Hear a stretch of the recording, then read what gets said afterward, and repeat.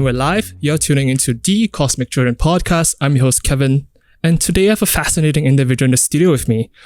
I find it difficult to summarize what this individual has done in his professional career. And I believe I will do no justice in trying to introduce this individual. So Joshua, thank you for your time. Welcome to the podcast. And could you please introduce yourself? Hey everyone, I am Joshua Simon. I am 32 years old. I like sushi. Mm-hmm. I am a Gemini, Aquarius moon, Scorpio rising, born June 12th. I'm half Indian, half Chinese. I'm a radio presenter, independent musician, podcast host. I'm newly single. I just recently moved out of my family's home. Congrats. Thank you. I am learning to cook nowadays. I am loving going to the gym now. I never used to like that ever. And now I do. I recently conquered my fear of the water. I swim almost every day now because we have like a pool in the condo. And funnily enough, on the right here, I was asking myself, where am I in my life right now? So when you introduced me that way and you're like setting me up in that sense, I was just like, that's kind of where I'm at right now. Do you have an answer to that question? I don't know. I mean, I had to sit with that question with myself on the right here. And I decided to just shift it to just, you know what, I'm just going to focus on where I am right now in my life, which is I'm in a car on the way to do this podcast, and I'm going to just do that and we'll see how that goes. And then after that, I'll do something else. And then that will be where I'm at in my life right now. I think for me, I have a very anxious personality. And I think a lot of things in my life are currently up in the air. And the things that are a constant are new to me, like going to the gym and swimming and like moving out of my family's home and like living in a new apartment and stuff. So all that constant currently in my life are new. And then a lot of the things that used to be my constant have switched up a little bit. So I think that's why the world feels a little bit topsy-turvy for me right now, and also because I wake up at like 4 a.m. for work. So I think you've caught me like in the afternoon where I'm on my third coffee right now. So you're feeling a bit contemplative. You have a lot of energy. Yeah, and not sure where to place it. But thanks for having me on. Thank you for coming. It sounds like you're in a season of change. Am I wrong to assume that? Sounds like everything is happening and you're just trying to find something new to. Yeah, absolutely right. And I think it's also the change of whether or not I ought to trust that change. I have this thing where I'm not actually very superstitious, nor do I fully believe in the horoscope thing. It's just like, it's a little in-joke among my friends. Like everyone's talking about their star signs. But I think anytime there's been like a major shift, right before it, I always have a dream about snakes. And that's been a recurring thing since I think when I used to go to Neon Poly, so like tertiary education period, I used to have these very bizarre dreams of snakes. And I am deeply terrified of snakes, like my greatest fear. But a couple of days, a week after those dreams, which I'll remember, things will just completely change in my life. Important people in my life will step away. People that enter my life end up holding significance.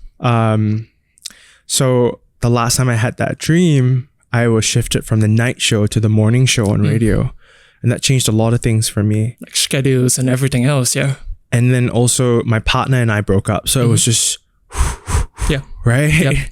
So I'm in a place right now where things have changed already. And I'm starting to come down from the adrenaline, and I'm trying to now figure out how much of this is real. Where am I in all this mix? So that's the Josh that you've got today. Wonderful. Have you seen a snake in real life before? Have I seen snakes in real life? I have briefly.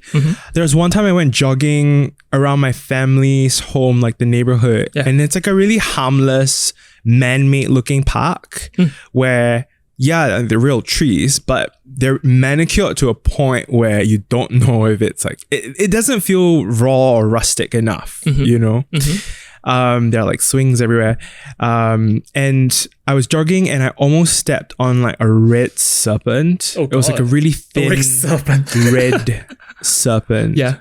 And I almost stepped on it and I freaked out and I didn't step on it, thank God. But then I was like, I never jog here ever again. And another time when I was in NS, when I was in the army, I was jogging around Safti camp. So that's all the way in the west. Around just sort of the military camp one afternoon.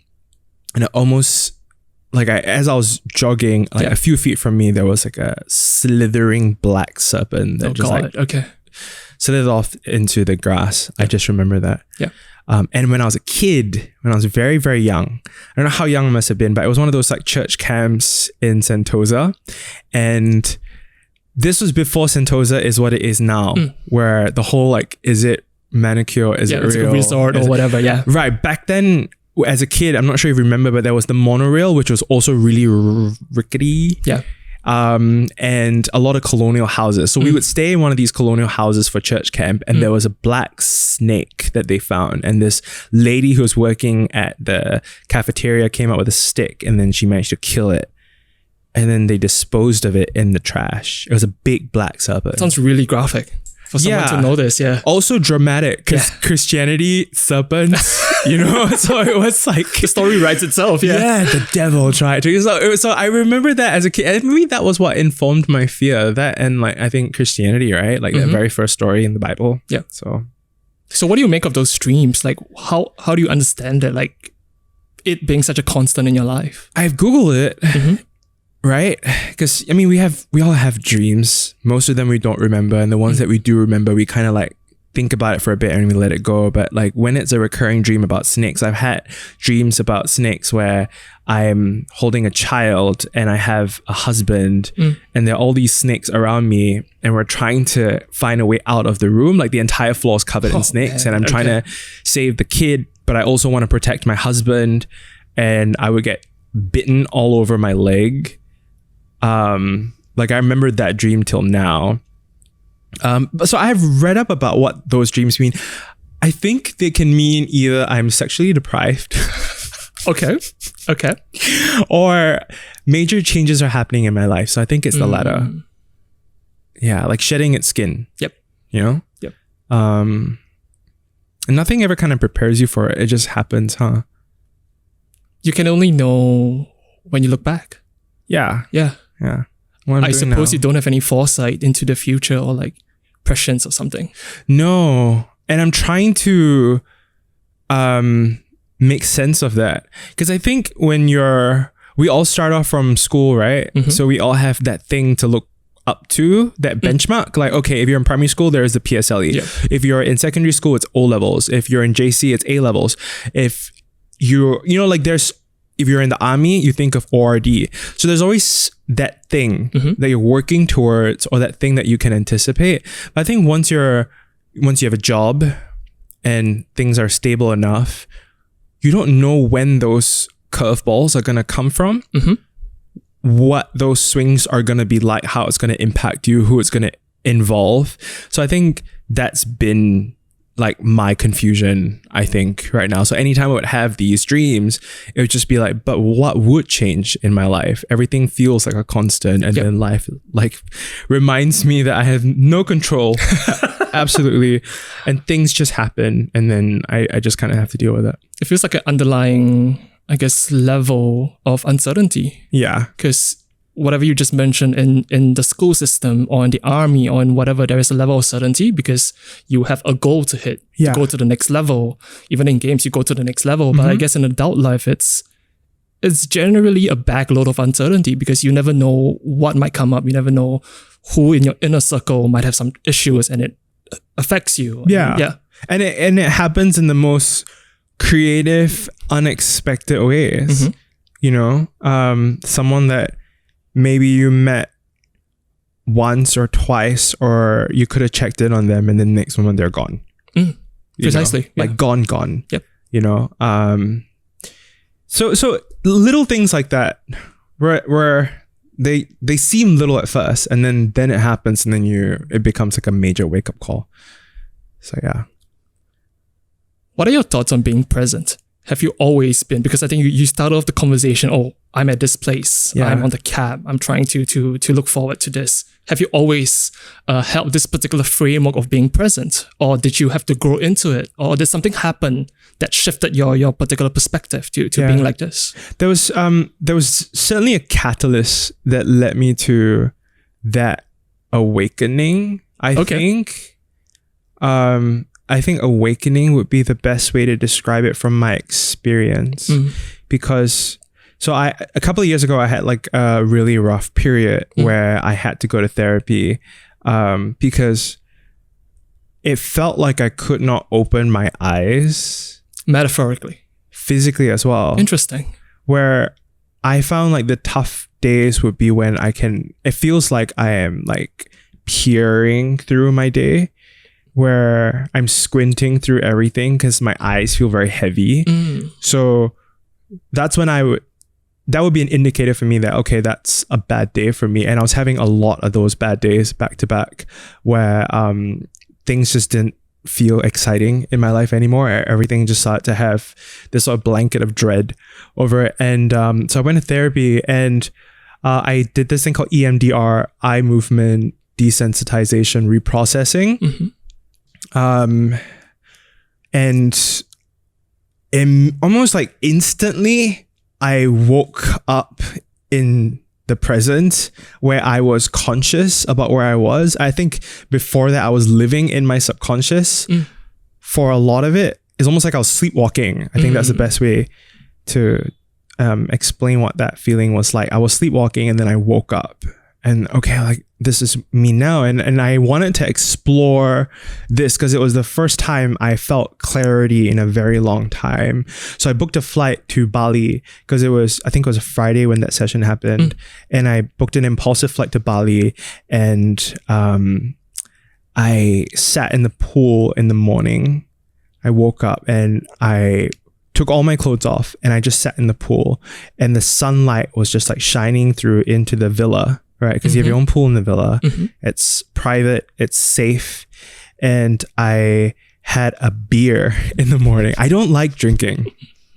But I was having a cigarette and a beer, and I was naked in the water, and I just started talking to myself. I just started like saying, I think the first thing I must have said was, I thanked myself. I said like, I want to thank you for still being here. Just to even enjoy sunlight on the skin, feeling the heat from the sunshine, the water that cools everything, and you got a cigarette and you're breathing it through, and you can watch the exhale, like and see like a physical exhale, and you're drinking some beer, and I just started like crying my eyes out because I felt safe with myself. I think that was the first time where I felt like I could talk to myself, where I felt like I could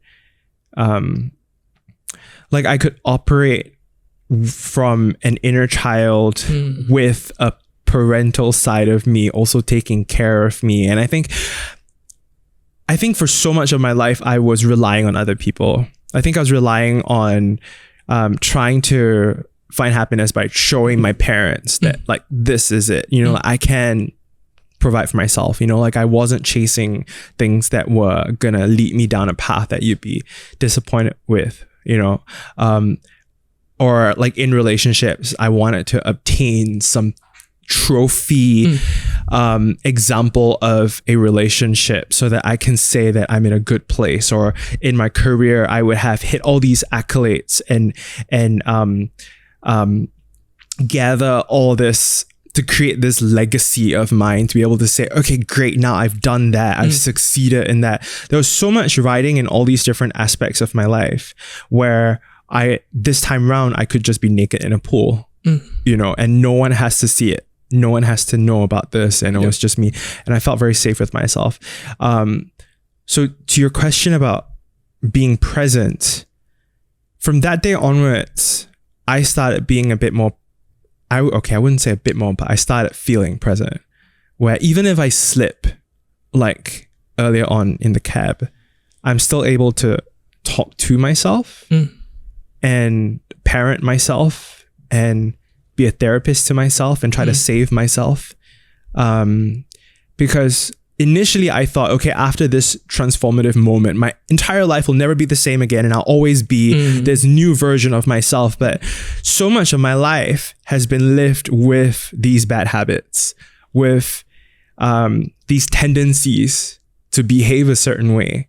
And I think maybe that's why people meditate, right? But I have been just trying to remind myself that the anxious, dependent wreck is still very much here. But also the very strong Josh is also here.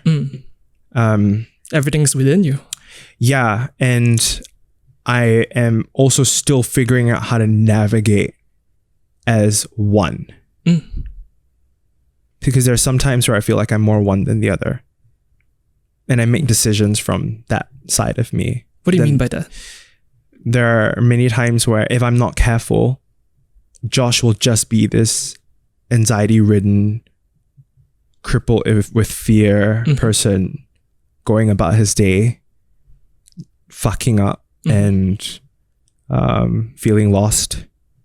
And when you're in that space where you can't really open your eyes very much, it's tougher to remind yourself like, hey, this is not actually like all of you. There's more to you than what you're experiencing. So there are some days where it's a little bit harder to tap into the other side of me. So I'm still figuring that out. How do I have my balance? You know, how has the journey been? How has the journey been? I think the journey has been quite, like, I'm grateful that I'm still on this journey. I think. I did think that I would have everything figured out and everything would be smooth sailing. You know, at this age, I would really like that. You know, but clearly it's not, and I don't know if I'll ever fully become that, or what would happen in my life if I could suddenly just have total clarity and I'm always present. Because I mean, I listen to a lot of audiobooks and podcasts about people who preach about being conscious and present, like Eckhart Tolle is one of them. So like I listen to him every night, like with his podcasts and audiobooks to help me sleep. So I wake up to The Power of Now or New Earth. And just like the way he speaks, he feels like he does no wrong, you know, like he never fucks up. I can't imagine Eckhart Tolle eating a cheeseburger, you know, like he's just always, he has transcended food. You know, like he, like, and if he has a great, I'm happy for him, you know. So I don't know. I'm happy to be given a chance to continue to figure it out. Maybe one day I'll be like a really old man and I'll have every story in the world. And by that point, I'll just be so sure of myself that I won't have any room for doubt. Do you think doubt could be helpful? Yeah. I think, I think for me, with how I approach anything, I do so with a little bit of doubt. And it has always been a bit helpful for me because there's certain people in my life that are very sure about who they are, what they want, and they're very clear about it. And that has never really resonated with me because I think growing up as a curious kid, I would always be fascinated by another perspective, another angle of things, where a circle is a circle, but I would be curious about people's interpretations of it being other than a circle. And I would very much entertain having that debate or going to something of yours that can show me that it's not a circle. And all that is from doubt. So it makes things very exciting and interesting, and it allows me to get along with people very well and adapt to whatever changes are around me. But it has also led me to be very confused with all the changes and different perspectives and takes on things, where I do end up asking myself, where am I in my life? Kind of circles back another Been talking a lot about circles. Yeah. Circles, snakes, and where we are in our lives. It's an interesting correlation, isn't it? The Ouroboros. Oh, yeah. Yeah. We didn't plan to have this. This is the first time you and I are meeting. Yes. Yeah. So, from what you mentioned about your experiences growing up with, I think, parents and I guess having a lot of these external expectations, and you mentioning about that experience you had in Bali being by yourself. Yeah. It sounds a lot like an internal dialogue that you're having with the different parts of yourself. Yeah. I'm curious to know, has there been something recently that you had to unlearn and you realized that it's not working for you anymore? Wow. That's a great question. Something I've had to unlearn. Let me preface this conversation, because what I realized that growing up, for the first maybe, let's say, 20 to 22 years of your life, you're just absorbing things. You are taking things from your parents, from your siblings, from school, from whoever. You are developing your voice, you're developing your identity. And past that, I feel that it's important to actually have a look at what you have picked up along the way, consciously or subconsciously, and come to a realization to see what actually works for you as an individual. Because unfortunately, through life, you pick up things along the way, whether you want to or not. People place things on you. Yeah. So I'm just curious to know, having gone through your own journey, being at this place right now, what have you unlearned recently that you realize, oh, this is not working for me anymore?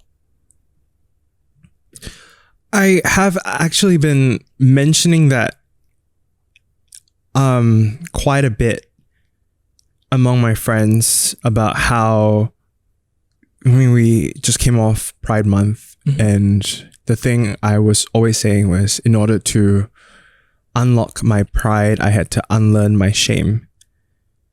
So it's interesting that you brought up unlearning. But have I actually kept track of the things that I have been unlearning? I think more so, I know what I'm trying to unlearn. I haven't unlearned a lot yet. The first thing that comes to mind is just having to do to convince people that I am worthy of love or acceptance or their time or their attention. And I think for a while I've been operating in the I have to do as much as I can. If something doesn't feel right, I must do something about it. If I'm not sure where I stand with someone, I better do something to infer, to clarify, so that I can make sense of what's happening, you know? And the thing that I've been trying to unlearn is that itself, doing. And I realized that a lot of the doing comes from a lot of my ego, wanting to say that I went and did all this so that we can have this harmonious life or whatever, as if that is not something that they can also do, you know, like, so I'm constantly reminding myself, like, okay, that person has my number as well. I've reached out and that person can also do the exact same thing. And I don't have to do as many things all the time, at least not until I know what my intentions are and my ego is not so much involved. So I've been trying to unlearn that habit where I just kind of like put my hands in my pocket, you know? I'm glad you're wearing something with pockets. Yeah. And I'm unlearning also my perception of myself, my body right now, with going to the gym so much. I'm enjoying going to the gym. I'm really enjoying it. I for a long time it was going to the gym so that I can look like this, right? Or so I can lose weight and therefore look like this. And right now, with where I am with my mental health, like going to the gym has greatly helped my mental health. Like I wake up in the morning, it's the first thing I think about. And it's so strange to hear myself say that because I used to despise going to the gym. I used to hate gym culture. I used to get like really turned off by people who go to the gym all the time. And I love doing that right now because I put my headphones on. It's very meditative for me. I listen to a podcast and I lift some weights and I actually slow down every single rep and I feel the blood rush through my muscles, and you can feel that as when things start to, like, you got to really crunch through that last couple of reps. That is like a really nice feeling for me. So that, and also even going back on Tinder right now, I'm very attentive to how my personality is very anxious, right? So I'll be like, what did I say? Was that okay? I'm going to read it again. Was that the right thing I said? Should I have not? So I do that back and forth, and I have to stop myself and be like, you're great. You're beautiful. You know, like, you want to be with someone who's excited to talk to you because you're excited to talk to them, right? It's the same thing you're offering them, you know, but you need to like stop freaking out and being so insecure, because for a very long time as well, I was very insecure with how I looked, because I think gay dating in Singapore, there are some tough parts about it being a brown skin, large guy as well. Where a lot of the first things I'm asked is like, what's my race? What's my height? One of the first things. Yeah. That's so strange. Height? What's my weight? And it's culture to do that. Okay. Right? Certain apps more than others. Yeah. But even on Tinder, you get a lot of people clarifying what their race are in their profile, because people always ask them about their race, so they just kind of make it clear, or they tell you the kind of race they're only interested in dating, and they kind of like shroud racism with preferences, prejudice with preferences. I wouldn't say racist, but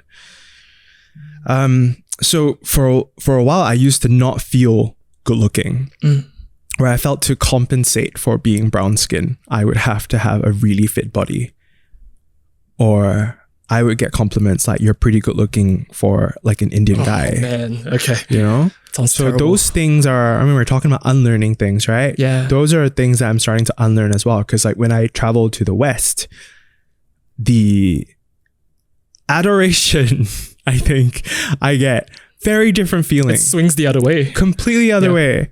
And people that I would never in my wildest imaginations even find me worth saying hello to. Right. But that's how pathetic I would approach things. I'd be like, oh my gosh, thank you for saying hello to me, sir. I was like, no.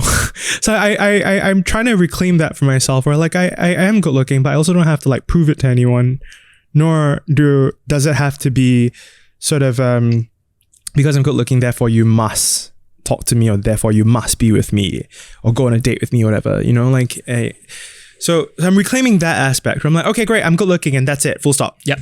You know, and you're good looking. Yep. And they're good looking. She's good looking. Everyone's good looking. That's fine. Everyone be good looking. That's it. Done. You know, we don't have to weaponize it or find kind of, yeah. It's interesting you mentioned about going to the gym, because I think one of the questions that I'm curious to ask you about is your perspective on power and strength. Do you equate the two together? What do you think strength is today? What does strength and power look like to you? Right now in my life, strength shown to me is through women that you'd never expect to be able to tank through the amount of pain they endure emotionally, physically. I have a friend who's a new mom. She's a very dear friend of mine. And the things that she has gone through with her body through this process of pregnancy and continuing to try to start a family absolutely floors me. I think as men, we are quite ignorant to how the pregnancy process is like, and the delivery process is like, and also taking care of a child, and how tough it is financially as well, and the effects it has on your body after, I was not aware of any of that, because I've only been sold the celebrity look. I lost so much weight so fast, and now I can go straight back on tour. I didn't know what it was really like, and what it's like also in the workplace, having to figure that out when you're pregnant, or if you're pregnant again. The double standard, so that to me is the lesson of strength that I'm getting right now. It's not from how much someone lifts. It's through a lot of people that you would not expect that surge of strength to come from, and yet it happens so effortlessly, quietly, without anyone watching.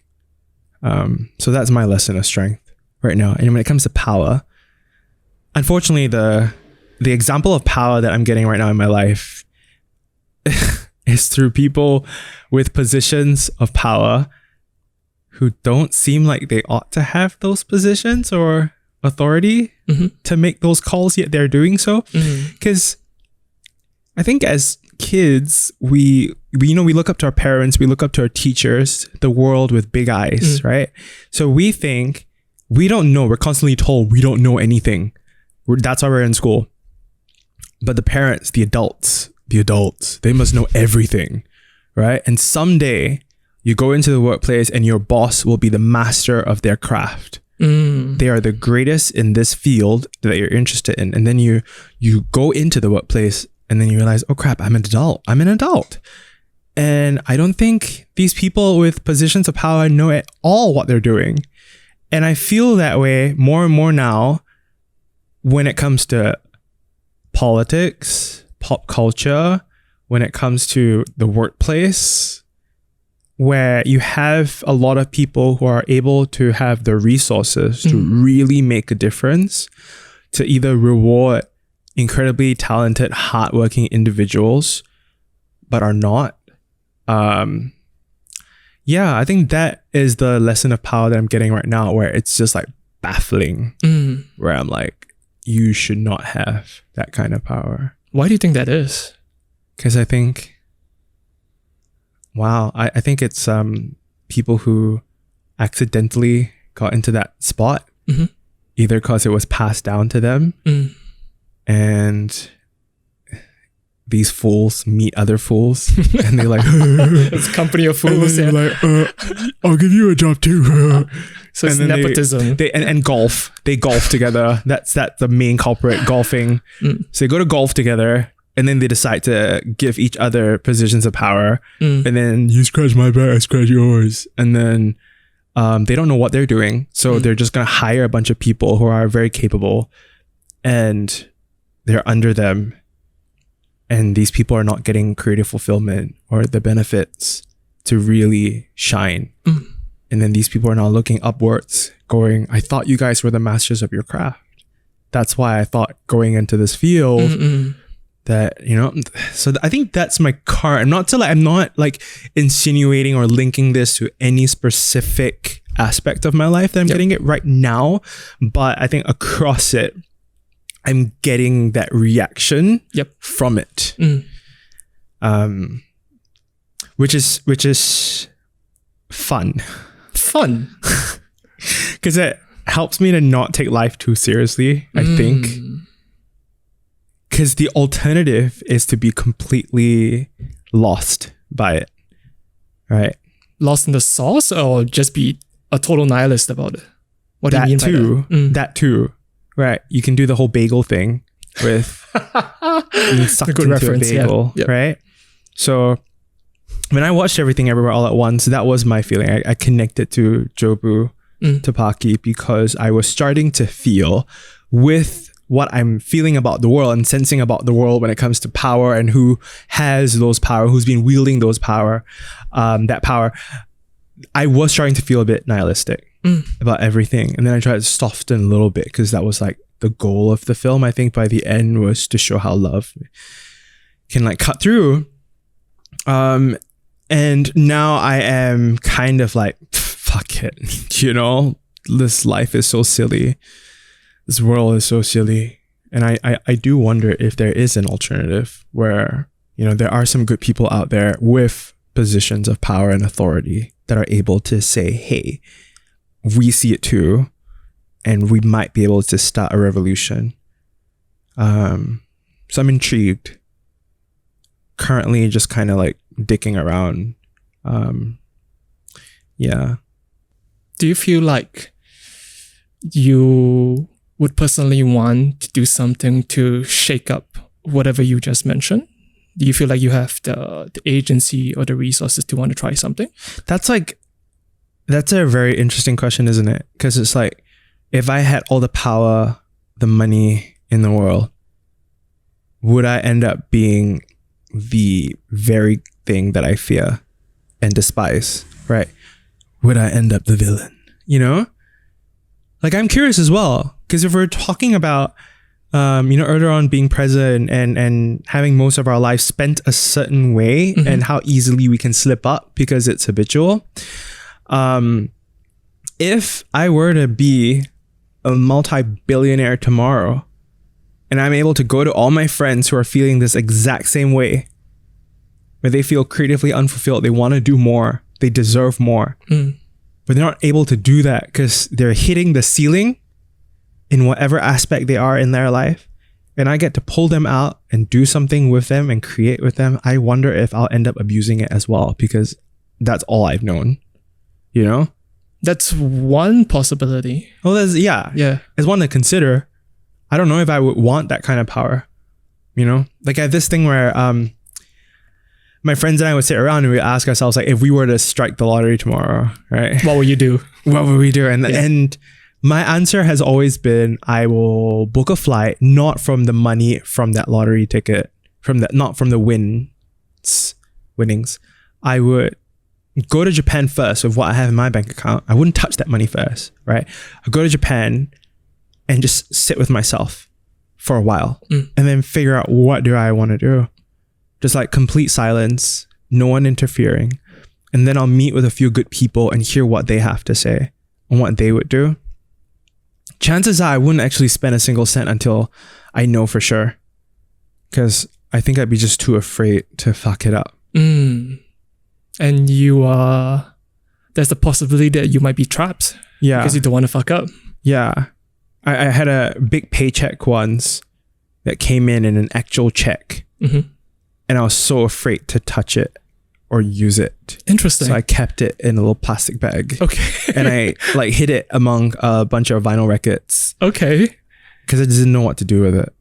So I think if we go back to the power thing, if I had the power to do something like that, I don't know if I would do anything for a while. Because I think I would want to get it right. Because I think if I were to not get it right, it would completely destroy me. That begs the question, what is your relationship like with perfection? I'm not someone who wants things to be perfect, because I've existed from a body that is riddled with imperfection. I have been existing also from a lot of insecurities and self-esteem issues and mental health struggles, and a lot of the things that I do gravitate towards are not perfect to begin with. Like, a lot of the musicians that I love have very unique voices, you know, like one of my favorite artists right now, MIA, has a new album out, and she can't really sing. She can't really rap. She's not a great lyricist, but there's just something about her that makes her so different from anyone out there. And I celebrate her for that. Björk is another artist that I continue to be mesmerized by. Not many people get it, or her. I do. And so I'm not someone who adores perfection. Actually, like, really good looking people, like really successful people actually freak me out more than anything. Why? I don't know if it only just brings out how alien I feel in contrast to them. But I don't know. I think I kind of like the whole rough around the edges kind of thing. I think I've just always identified with the allure of and charm and hope of something rising from the areas that you least expect. What do you mean by that? I think from my religion, for example. And I think it may be ironic for some people who view Christianity as a religion that wants you to be perfect all the time, because it was preached to me that way for a while. But like, I don't go to church right now, but my faith in Christianity will never ever change, because my belief stems from grace, where I know God loves me regardless, fiercely, regardless of how fucked up I can ever be. And that has been the template for how I try to love, you know? So because of that, I've tried to shake off the whole perfection thing, where a lot of the things that I find beautiful are things that I think people put down or put, like, you know, just toss. Dismiss. Yeah. And those are the storylines in films, or the characters, the underdog, that I always relate to and I always root for, identify with it. So yeah. And I know I have some friends who are quite perfectionists in what they do, and they're great at it. Like, it's been a great attribute for them when it comes to their work ethic, and they do like a lot of artists who are very curated, and they look at them as the template of who I want to become, knowing that, okay, even if I don't make it there, at least I'm on my way, my skincare routine is there, and I'm taking care of my skin, and this is how I look at this age, and it's working for them. That's fine. That freaks me out more. Like the pursuit of something like that? Yeah. Just for me, I think. I think I would feel more comfortable if everyone was just like, fuck perfection, you know? It seems like a tall order, because we're always taught to pursue something. We never thought to pursue the idea of ourselves, or we're taught to put something in front of our eyes and chase it. We would topple society, I think, if we embraced imperfections. Like, truly, if we were to do that, if we all did not care about this concept of improvement, and we just were or are, we would completely topple society. And just look at, like, why would you want to buy anything? Right? Precisely. How can you sell anyone anything without telling them that they lack this? Not just with what they own, but with who they are. Like, you lack this because your skin has a problem, or you have a problem. You know, you can go into medicine even, you know, there's an issue with you, and therefore you need to get this. Yep. These are the subconscious messages that is being perpetuated. Yeah, like, I was passing by an ad, I think a couple of days ago on the train, about how it's about hair regrowth, and how they say now you can look like a real man if you take these pills. And it's like insinuation. Yeah. Yeah. Like unless you regrow your hair, you're not going to be a real man, because your masculinity takes a hit when you cut your hair off like it's some Samson complex. Yeah, I think if we all just really learn to shake off this concept of perfection, we would actually change society quite a bit, right? I think even with where I am right now as an LGBTQ plus activist, I have been asking myself whether or not this fight for the traditional family, which is what has been coming up. Like, even today, there's a film called Look at Me by Ken Kwek and Pam Uy. Adrian Pang's in it. So that film today was announced that it's been banned in Singapore. 2 of my songs are in this film. And the premise for the film is about a pastor who preaches against homosexuality, but then is caught doing a whole bunch of stuff that contradicts his teachings. And the film has been banned in Singapore because it has the potential to just stir things up among people. Okay. I can understand that, given what Singapore finds palatable. Bros is a film that is not getting a wide release, even though it's a wide release everywhere else, right? That's the first LGBTQ plus gay themed film backed by a major studio. And we've been getting a lot of that.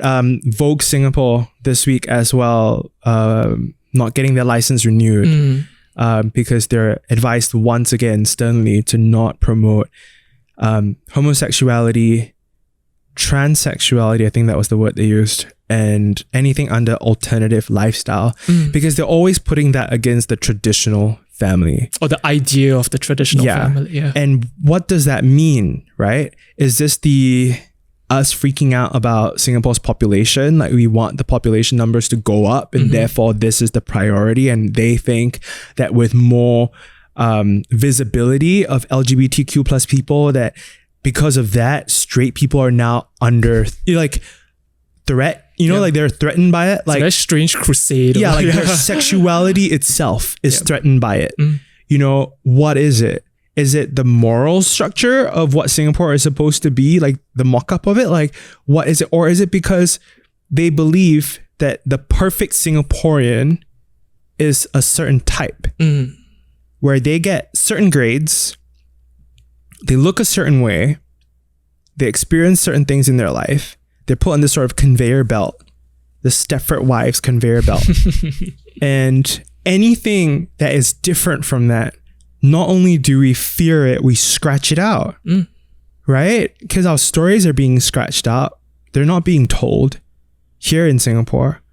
Like I think right now with the streaming services able to have like a RuPaul's Drag Race on TV. Like when I was a teenager, I had to sneak in RuPaul's Drag Race DVDs from Malaysia. That's very gangster of you. Right? Yeah. Just like, it's really gangster of you. And I would like go with my dad, right? So even when we're sneaking it in, my dad would keep it and sneak it somewhere else, because he would try to sneak all his action movies, whatever.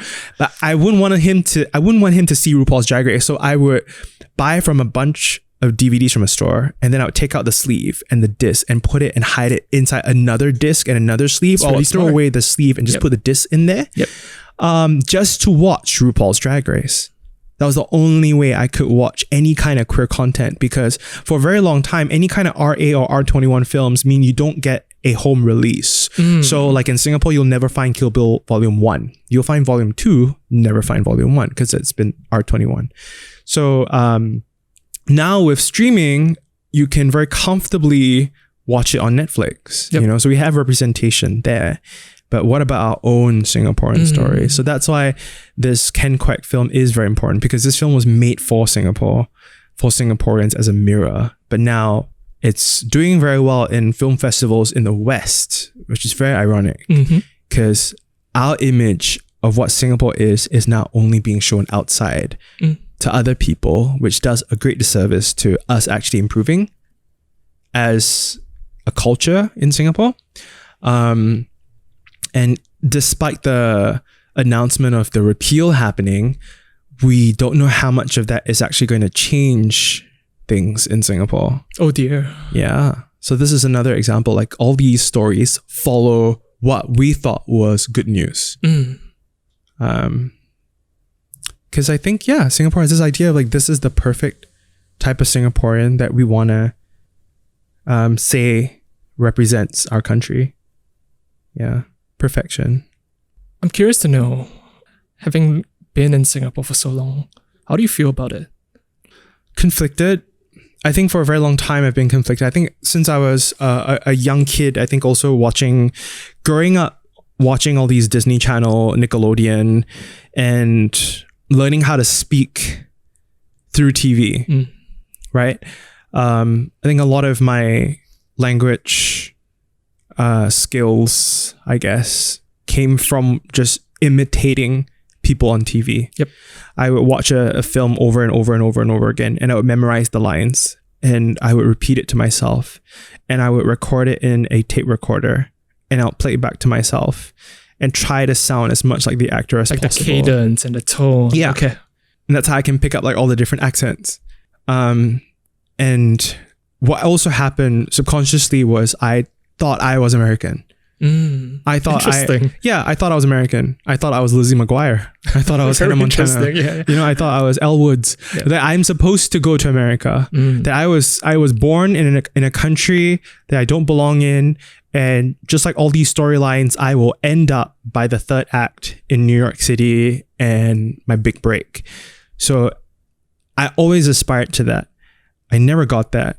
And life instead gave me a very interesting path that I didn't expect. I ended up doing radio, which was not what I studied. I studied film because I was in love with film, right? And through radio, I end up doing all these interviews with people that I look up to that I never thought I would ever meet. Interviewing Hugh Jackman, Charlize Theron, Ryan Reynolds, Britney Spears, Katy Perry. These are names that are still, like, they still have that allure to them. And it hasn't really sunk in that I've met them as people, because when you actually meet them, they are people. They are people who eat food and shit. Yep. And are just here to promote a film. Yep. And it's a job, you know? There is the illusion, I guess, the theater of it, you know? The fantasy of a good storyline and film craft coming through and building something very exciting here, a work of art. But it's also just a thing that they're doing, and they're here to market the film, and I'm now a tool to help them market the film. Yep. So that has shaken things a lot for me. And when I was in LA, right before the pandemic, it was that, oh my gosh, I'm in Hollywood, and it's a lot dirtier than I thought it was going to be. Yeah. And there are a lot more homeless people than I thought it was going to be. Yep. And the homeless people are cute.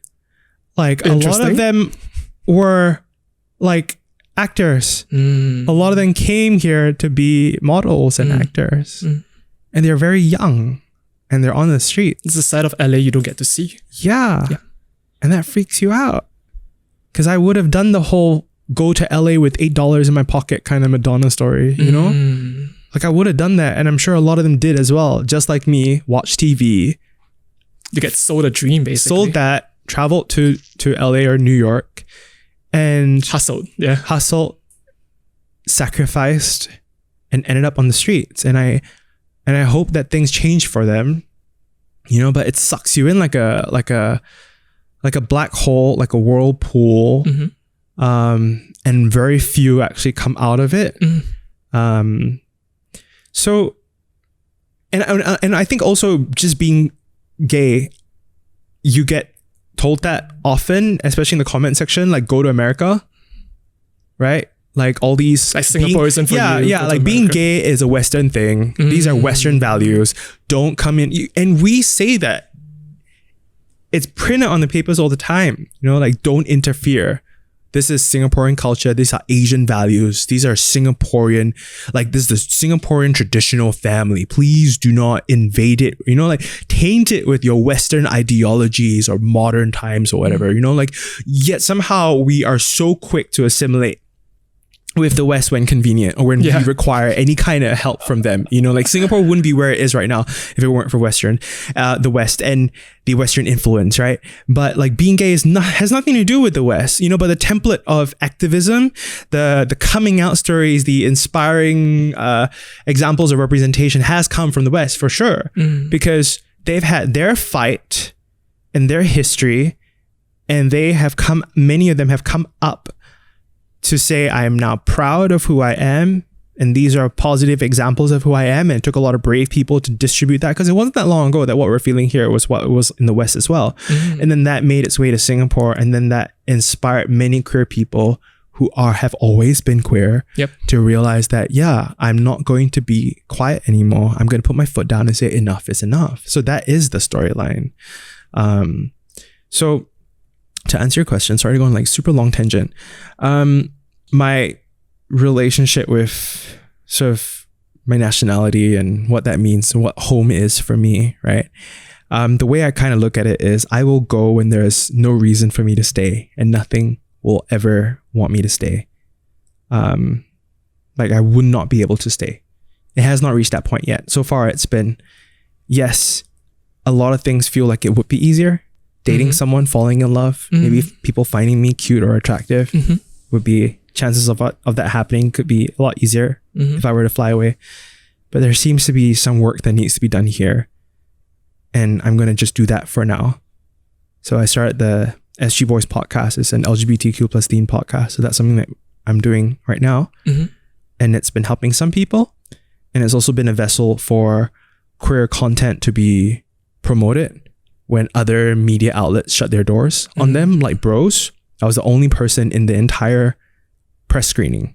it was a whole cinema and me sitting in the middle. Wow. Because it's an R21 film, and free-to-air programming like newspapers and TV and magazines and stuff won't be able to cover a film like that when their publications are meant for the general masses of all ages. So being a queer podcast host, our platform was the only place this film could get any kind of marketing. So this podcast is now serving that purpose. So I'm just going to do one thing at a time. And also with the whole CPF thing and what that means for my life, I don't know whether or not that's going to shackle me to Singapore if at the age of 35 I go and get an HDB, or if it's a wiser thing to just take everything and leave, which a lot of Singaporean queer people have done as well,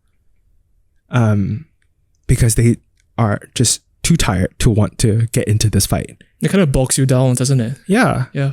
And the last thing you want after being bogged down is to be shackled to it, where these are all my assets and it's tied to this country where I know I can never be able to not just safely, but like comfortably, confidently hold my partner's hand and not just feel safe, but also be given the same kind of rights as everyone else. Or respect even. And respect. Yeah. Yeah. Or do we have to now put ourselves through all these hurdles where if you are in the West, yes, you will also, it will also not be utopia. It won't be paradise there, you know? I think that realization of going to LA and realizing things are also very dirty. Yes, there is also that shine. The Beverly Hills is like really, like I was in a hotel. I went down for a cigarette and Charlize Theron was in the lobby. And then in the elevator was Amanda Seyfried. Wow. And I didn't approach either of them because I was just like, this is probably like common at the Four Seasons in Beverly Hills. A lot of them do stay at the hotel where they have a lot of these junkets and press events. So I just kind of pretended like this was normal. It's casual for you, yeah. Yeah, but it was not, you know? So there is the exciting aspect of America, but there's also still a lot of violence, a lot of rough things that happened. I have friends who are currently living in Dallas, Texas, and they're thinking of moving to Singapore. Interesting. Because of how tough things are. They were also in a neighborhood, I'm not sure, is it Minneapolis? Where it was sort of the center of a bunch of riots that happened and a lot of the neighborhoods destroyed. So because of that, it's just not been very safe over there. And suddenly Singapore represents that place where they can start a family as a straight couple. Of safety, yeah. Where like for them, it's like all we care about is getting married, having a child, and we need a place that's safe. Singapore is that place for us now. Whereas on the flip side, I'm just like, we've been safe. Kinda. Too safe. Yeah, too safe. But as LGBT people, we feel like now we need to go to America to have that life. So it's very interesting, the crisscrossing that's happening. How do you conceptualize it? Like you have friends over there wanting to come here while you, given the right circumstances, you will want to leave. How do you conceptualize that? It's interesting, right? Like, what is the point of a passport anymore, right? If we could all just kind of open the doors and everyone just go where they need to go. I don't know if that's wishful thinking, but I imagine at the very, very beginning it was that way, where land was open, right? You could pre-internet, pre-technology, pre-us putting walls up, where we could just look out into the distance and land is land and you can just walk. And that was how people went from one to another and created their own little countries and nations. And then they realized we could have more. And then they destroy others. And then land becomes this thing where we can start, charging money, currency for it to own, even though you don't actually own the land. Just the idea of owning something, the belief that you own something, like a piece of paper. Like the earth is not going to listen to your piece of paper, but yeah, we created society from that. So I don't know if it will ever be able to go back to that, where we can just all leave our doors open, country to country, fly to wherever and stay wherever you want to stay, because we're just like citizens of the world. That's just, I think, a bit of a stretch. But maybe someday I'll fly away. Do you believe in utopia? I don't think like one of the reasons why I don't trust this concept of like peace, like pure peace, like everyone holding hands together, and because I think I've seen history has shown that we will try to destroy that concept if we go close to it, even, you know. Perfection, right? Maybe utopia, in my mind, the belief of it is, in my mind, is that it's perfection. It's heaven on earth. Everyone's free. Everyone does what they want. Everyone's happy. But because we are not that, we will find a way to destroy it or politicize it or use it to weaponize it, use it a way to destroy each other through it. So that's why I think I don't trust that concept, because I'm so afraid of getting so close to it and then having that be pulled under me. So the mere fact that we are humans trying to create a sense of utopia, it's never going to happen. I don't think so. Which goes back to then what's the point, right? Like, what's the point of all this? Can we just, like, I guess, look at everything with a sense of humor? Hence what I said earlier at the start, where I'm trying to, like, just like, it's all so silly. It really is so silly. Because it's also really simple, right? Because like, if you think about like treating each other better, it should not be that hard. And we should have the resources if really we have like a unified goal of this is what we want, like peace and respect for each other. Can we rewrite the laws and rewrite the rules so that we can all just be kinder to each other? I actually believe we are capable of that, but because our ancestry of all that blood and violence is in us, that we won't be able to do that. We are all products of our history. Even the land where we are in, I mean, everything is part of history, and history has a very strange way of channeling momentum towards something that nobody wants. Yeah. Did you at all think this is what we're going to talk about today? No. But I love it. So I want to talk about, what have you learned? You have done a lot of press junkets. You have done a lot of radio, and you have interviewed, or you've spoken to these celebrities and all. I'm curious to know, what have you learned from that? What have I learned? I've learned that my love for interviews come from me being a catalyst. Say what you're doing right now. Usually I'm in your shoes. I know. Usually I'm the one who's asking questions. And what you're doing is you're a catalyst to this conversation, right? You are actually doing a lot of work in your mind. And I think it's a gift. I believe I have that gift as well. And I, from this process, realized that you have that gift as well, where you are listening very intensely and also guiding the conversation. You're leading us to where and what this podcast is right now, this episode, because we didn't sit down, dear listener, with a list of things that we're going to tick. We're going to start with this and dreams. Yeah. And even with how I responded, I when you asked me that first question, like to introduce myself, right? I just kind of went where I felt my mind was taking me, and you were doing that with asking questions. So that's why I think it's a gift. But you're a catalyst to it.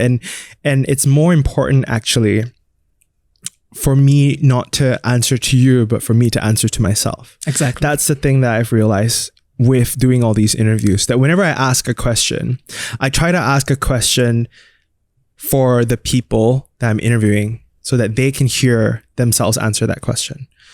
Because then they know at that moment what they actually believe in, or it challenges them to ask themselves if that is true, what they believe in. And I'm sure there are many things in this episode that I've said that I would later contradict when talking about something else, you know? And those are the things that when I listen back to this episode, I'll pick up and realize, and then I'll reassess and then realize, okay, I see that. Let's see how I can do things a little bit differently. So yeah, that's the thing I've enjoyed the most about interviews.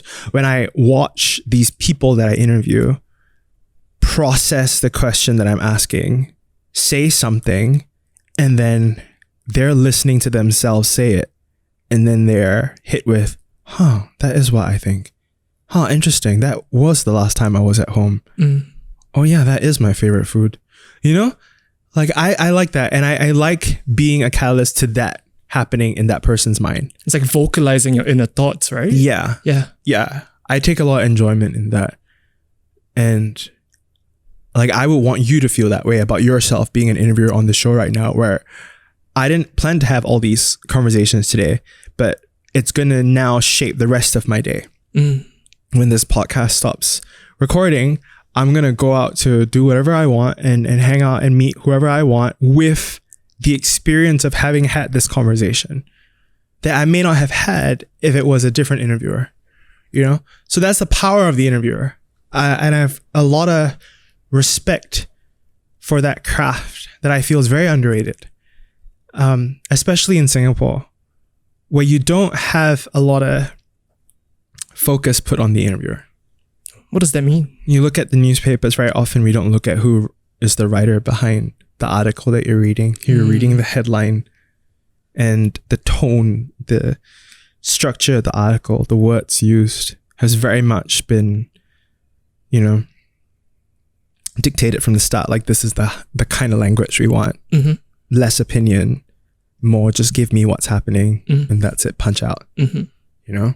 And it is very different in different parts of the world with journalism. And I'm sure there are some publications in Singapore where you do have a bit more freedom to express yourself and opinions, and people will be able to remember, like, yes, this is the person that wrote this article. Of course, even without looking at the name, just by reading the article, I knew who was the one who wrote this article. Because I just have tremendous respect for journalism and what it actually is at the core. Interesting. As a tangent to that, I am curious to know, what do you think is unexpected about your career thus far? What is unexpected? Or what has been unexpected? I went in with the boy who wanted to go overseas. And, you know, earlier I shared about how I was also very dependent and hungry for the legacy that I want to create, the success that I must have, the dependency I had on all these things and people. I think what was unexpected for me was realizing that people are people and this job is just a job. And cinema is a business. Film is also a business, and the music industry is an industry. And yes, there is art, and art is real, and art is powerful. And fantasy can also be real, but it is also in human nature to put a price tag on that and edit art to make it sell. And if I'm going to enter this industry, I have to be aware of that. And I cannot go in with this bohemian mindset of we're here to create art, you know? And I can do that, but then if I want a paycheck as well, you know, I have to understand that my role is to market this film. You know, my role is to ensure tickets are sold because this is the chain and I have to be a part of it, you know? So that is, I think, the unexpected part, where now if I were to look back at a lot of the films that changed my life, which I only viewed from rose-colored glasses, like only viewed from this, a God must have created this film. You know, everyone here is a star and everyone here is a, you know, like if I look at it with that allure now from where I am now, you know, and which I think we do get a lot more now of, where we get to look closer at like what was the director doing and the context of the film when it was created and the struggles to bring it to life and all that. You kind of pull open the curtain of Oz and you see who's kind of operating the machine. Yeah, I think that's just been my main thing that was unexpected. Yeah. Is it disappointing or is it frustrating because it sounds as though that there is like a loss innocence with regards to approaching art. There is that sense of wonder that's a bit lost because you are in the machine. You're part of the machine. You are producing music. You're on radio. You are part of the business, really. And that sense of wonder when it comes to approaching art is gone. I think it's humbling. Okay. I think it's humbling because another thing that I've also realized is when I wanted to be a star, right? Watching Disney Channel and all that. Those dreams were dreamt, concocted at a period of time when I was a child. Like, let's not forget that a lot of the aspirations that we have, that we sometimes even end up chained and shackled to, they were created when you were very young, when you didn't understand the world. And probably as a kid, when I saw Disney Channel and I decided I'm going to be a star, I'm going to go into the media industry and be a star, it was just because I needed friends. That's true. I just wanted friends. Yeah. And I didn't come from a lot. So I saw these celebrities with a lot. And I thought if I can be like them, if they are the standard for me, then I can have that too. And I would never have to worry about friends. I would never have to worry about a relationship or whatever, because like all these celebrities are beautiful. Somehow they'll magically pay for something that'll make me beautiful and I will have that life. And that was all created at a very young age when I didn't understand the world. And now that I understand the unexpected, which was, oh, it is not like that. And I can understand why it's not like that. It's shattered that dream that should have been shattered a very long time ago. And it's good that we shatter these dreams. I think it's great that we break our dreams down to its raw form and look at it and ask ourselves, what actually do you like from it? Because it just so happened that I can sing. It just so happened that I have the talent and tenacity in this field.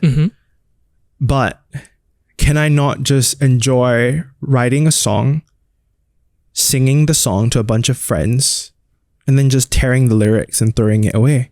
I did it. I sang, you know? So it's humbling. It's made me realize that the things I actually care about does not have to like only be successful when I win an Oscar or an Emmy or Precisely. I get that. You know, so I think that's also the unexpected thing for me, where it's been very humbling, where a lot of the people that I put on pedestals, the same things I like about them, I can find from a busker on the street. Yeah.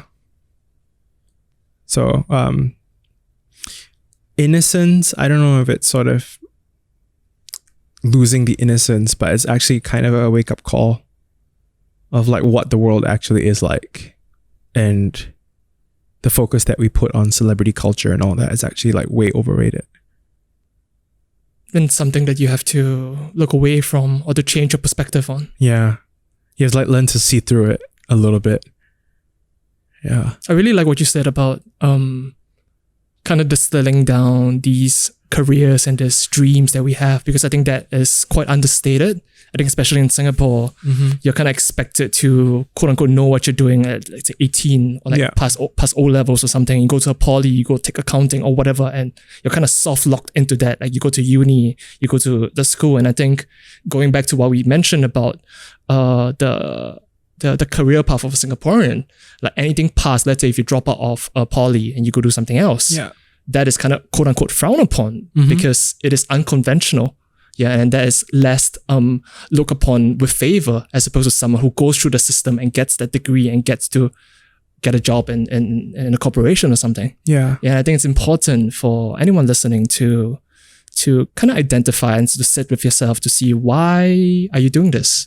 What's your career about actually? Yeah, because you have all the substance, as of music, but it's actually important to distill down what is it about that thing you're doing that you actually like, because you might not need the glitz and the glamour as you mentioned. Yeah. And with all that said, as clear as I may come across if you think that way of me, once again, the habit and lived experience for me has been flawed. So I still get caught up in but I want my reputation to be this in the industry. But I've already done so much in my industry. So if I were to do something else and give it all up, what would my friends think? I still get faced with those questions. And that's why I have so much anxiety. But that's human. I want to believe that, right? But on like a day-to-day thing, it's still hard. And I'm still faced with that. Like right now, what are my priorities in my life? What are my priorities in my life? It is to pay rent, because this apartment means so much to me and I love it because it was designed by my ex-boyfriend. And I live with my very close friend that I've known since army. He was the other gay guy. And now we have a place where we can have friends over. We can talk to each other and take care of each other. So that is more than just a space. Yeah. More than that, you know? So my apartment is more important to me than anything right now. And I want to enjoy it. And I want to pay my bills because I have things I need to clear. So those are my priorities. And whatever I do right now has to serve that. Then the other part of my brain is going, but wait, creative fulfillment. Wait, at this age, you're supposed to already do more and earn more. You should already be thinking about this, and that. So that's also where a lot of the anxiety comes from, right? Where I'm supposed to just focus on the priority, but I'm also thinking legacy as well again. I'm thinking of reputation. I'm thinking of my friends have progressed from this to this, you know, whereas if you were to chart my progress, am I going up? Am I going sideways? Is it okay to go sideways? You know? And I guess with being single again and at the age of 32 as a queer person, there's also that fear. You're going to end up alone. Because also, you know, I guess being queer now on top of being large and brown skin, now there's getting older. So all that fear kicks in, and that's what cripples me every single day, which was what we started this podcast episode about. You know, me asking myself, where am I in my life right now? I don't have an exact answer. And I'm trying to look at all the things that I've learned, shake off the things that I've unlearned, and figure out, I guess, am I doing the right thing right now? Or should I like desperately make some changes because I'm going to be stuck on this path for a while? I don't know. So that's kind of where I'm at right now. Yeah. In the flurry of all these things, what keeps you grounded? Doubt. Doubt keeps you grounded. Yeah. If we're going back to circles and how things are connected. Doubt feels like a very easy answer. Doubt is what grounds me, because if it weren't for doubt, if I was ever like at a point of like feeling successful, I would have no doubt at all. Like, oh my gosh, I am successful. Without a shadow of doubt, I am beautiful. I am this. I'm confident. Blah, blah, blah. Like even in my most confident state, I doubt my confidence. Isn't that really paradoxical? Maybe. Yeah. Doubt just feels like the right word to say. Because I think that is what grounds me. It's like no matter what happens, there's still that level of doubt, which reminds me that it could be taken away. You know, it could also not change anything.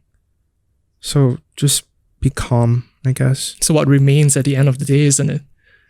Yeah. Since everything could be fleeting, success, happiness, everything. Yeah.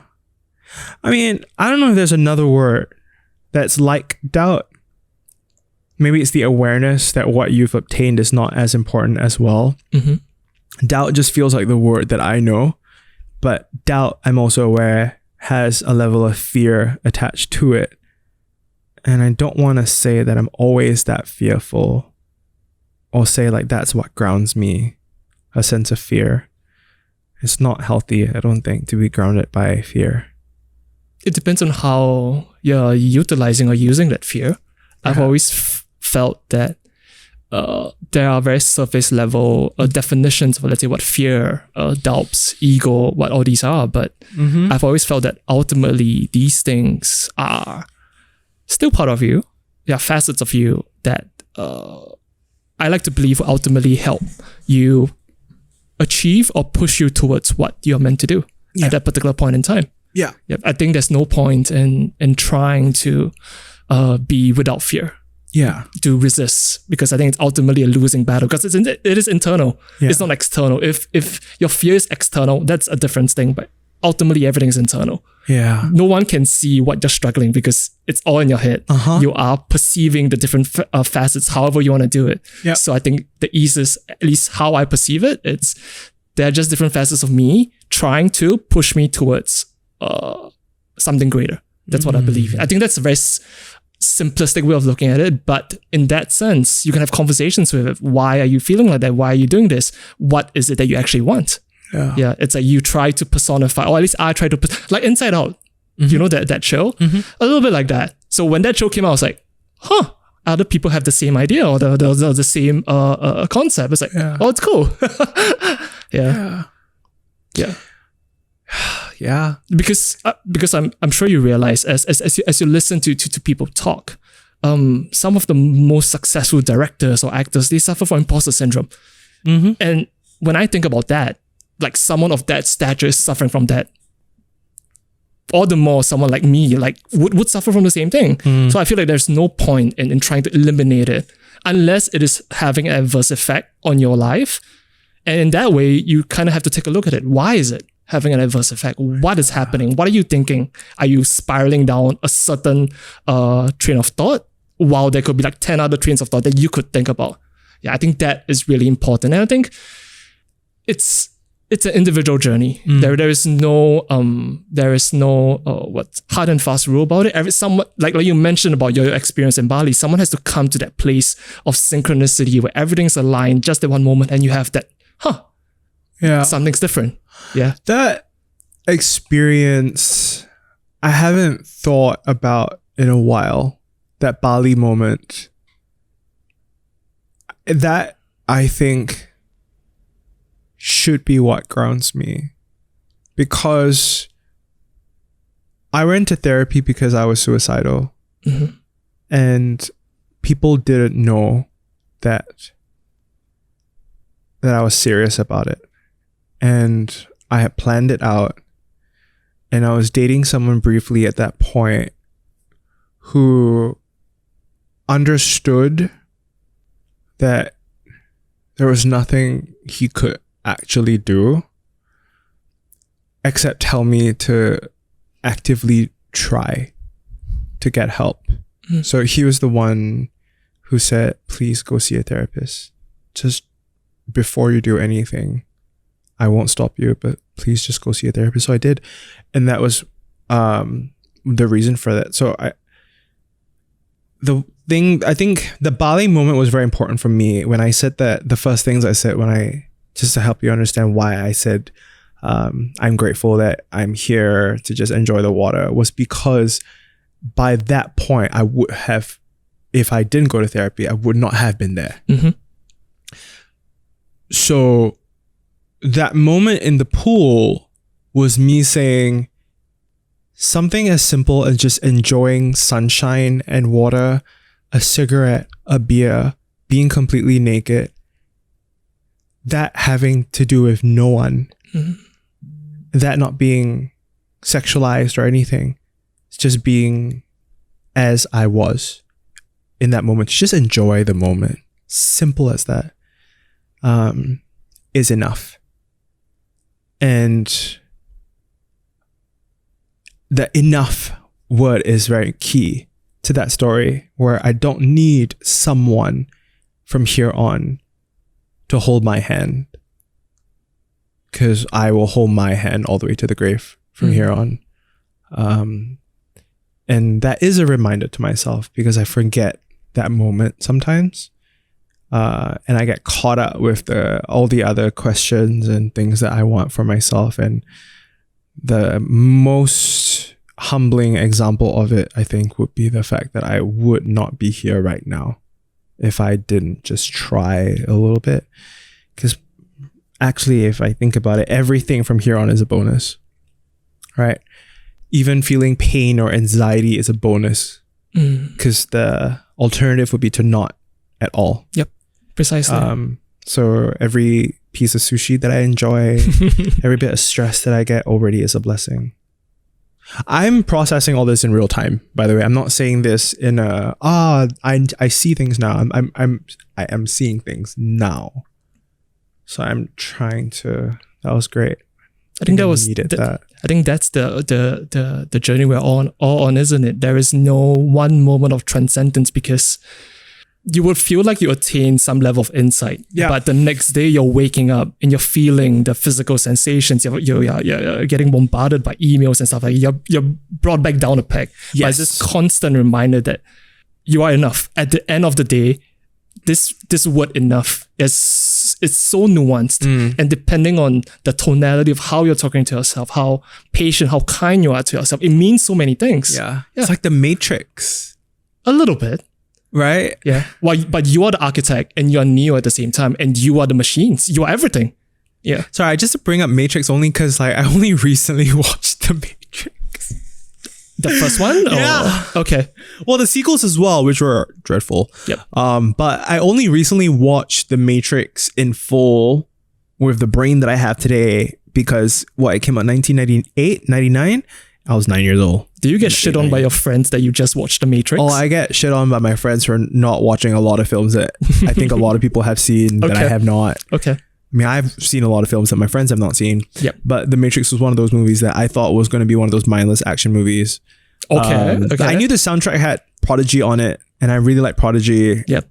But also because living through the 90s, early 2000s with the sequels and everything, they would replay scenes, iconic scenes from the Matrix movies so much that in my mind, I thought I'd seen it. Yep.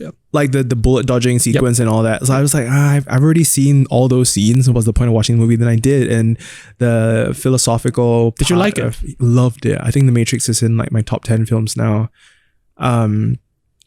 Yeah. What did you take from it? I think it was way ahead of its time. Way ahead of its time. To have that film come out at a point where the internet was just starting to bubble up. We're not even talking about like where we are right now with augmented reality, avatars, that metaverse, right?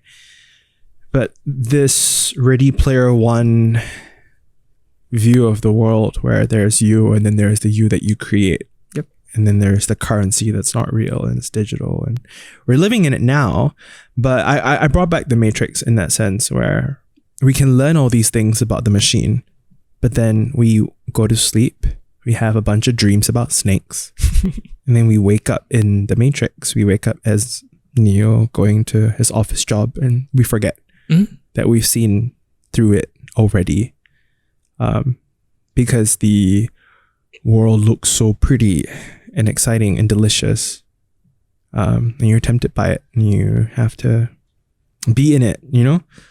So it also depends on what the definition of world is. You could have the physical world, which is reality. We are sharing a space in reality, but we have different conceptions of the inner world. Yeah. And that is something that without the proper technology, no one will be able to tell or be able to see. Yeah. So the idea of the Matrix could exist on multiple planes at once. Yeah. Maybe. And then there's everything everywhere all at once, which is also shifting how I view the world. That movie was quite unexpected. Yeah. Yeah. Yeah. And it's so brilliant as well. Yeah. On various fronts for me on a personal level, because I knew that this film would hit me. A couple of my friends were like, this is a very Josh movie. Okay. And you enjoyed it? Yeah, thoroughly. My favorite film of all time is Eternal Sunshine of the Spotless Mind, followed by Lost in Translation. And it's a specific type of film, right? So that's why my friends were like, oh, if you like those two movies, you're going to like... You know, isn't it very different, the first two? Yeah, well, I mean, they actually... Funny, they both won Best Screenplay at the Oscars 1 year apart, 2003, 2004. Different people worked on it, but a lot of people that connect with one end up connecting with the other. There's a lot of the themes of loneliness, grief, feeling lost, and trying to find a way to connect. So that film and Her as well. Yeah. There's like a line that connects these movies. And then Everything Everywhere All at Once falls right into place with that as well. That mood where like sci-fi and fantasy and reality, like gut-wrenching reality all collide. So Everything Everywhere All at Once, I didn't expect it to actually be that, you know? But it was, and it still is like a recurring thought in my mind, the imagery from the film and what it means. And I'm still kind of meditating on that film. And also the experience of watching it as well, who I watched it with, who I tried to watch it with, all that on a personal level represents something for me as well in my life. What was your takeaway from that film? At various points after watching the film, my answer has changed. Right now, it is I talked about the dissatisfaction with where I am in my life right now and how things are different. And I remember, I think that my last thought about the film was maybe like I would love to meet Pilot Josh, because I'm very certain I'll never fly a plane in my lifetime. As human being number what in this world, I will never ever fly a plane. And I'm okay with that. But I would have loved to have met Pilot Josh. And if Josh had done things differently as a child, maybe he would be flying a plane. He also wouldn't be doing what he's doing right now, but that would be kind of cool to know that there could be another version of me doing that. Or there could be a version of me that stayed with that person in a relationship. And if I could be everything, everywhere, all at once, and take all that in, would I then feel fulfilled? Or would I still be the same person? Or would I realize that none of it matters, the roles that we play? So that's my current thought about that. Applying it to my life. Before that, it was relating to Jobu Tupaki, where I felt like I was getting sucked into a bagel, where really nothing matters anymore, and I don't care about this world anymore, and I felt drained by this world, and any kind of happy thing would just annoy me. So I'm going through. That's the essence of a good film, isn't it? It makes you think, even months after you've watched it. Yeah, I'm going through it all a little bit.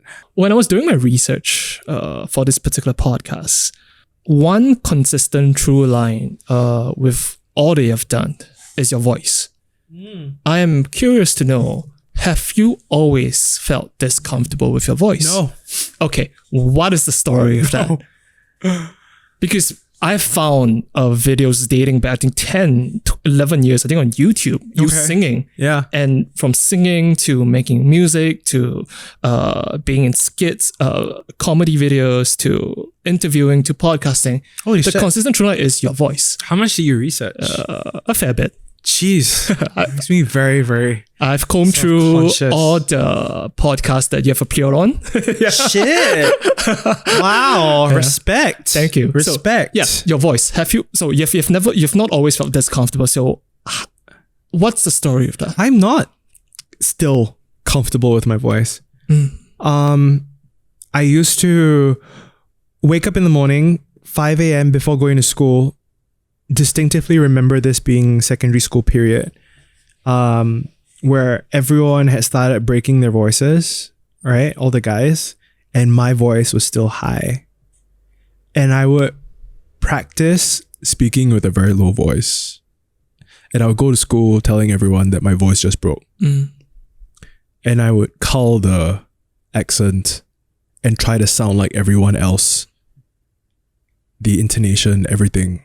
Sound like this, you know. I would go to army talking like this because that was how everyone sounded. Yeah. And then I realized that I was playing a character because everyone sounds like this.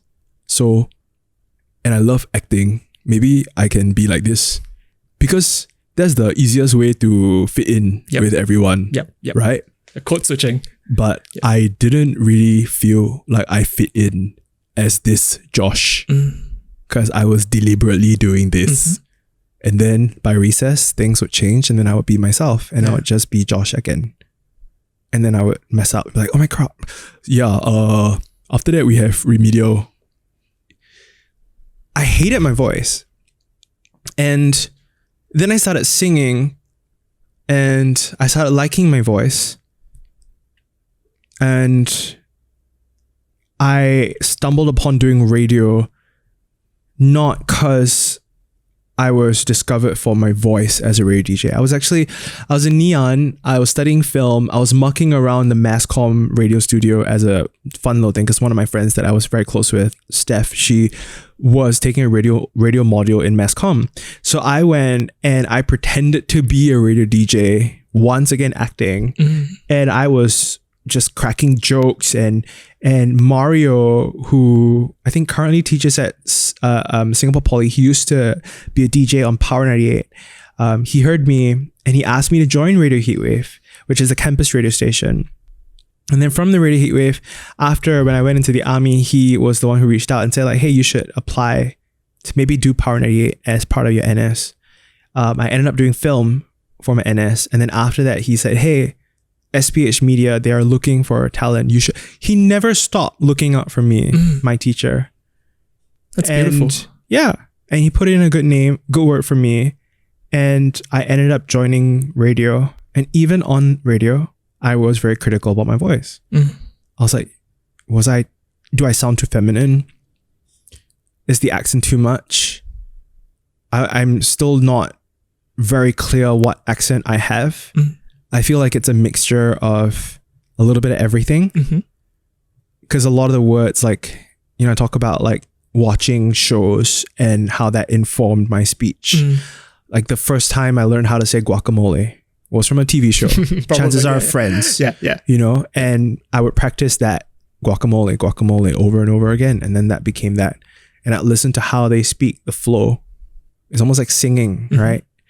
And I notice a lot of singers know how to imitate voices as well, because like when I hear people speak or when I do the Singaporean accent, a specific type of Singaporean accent, to me it's like singing because I'm bringing it to the style of how they speak. Yep. They ground words like that, you know?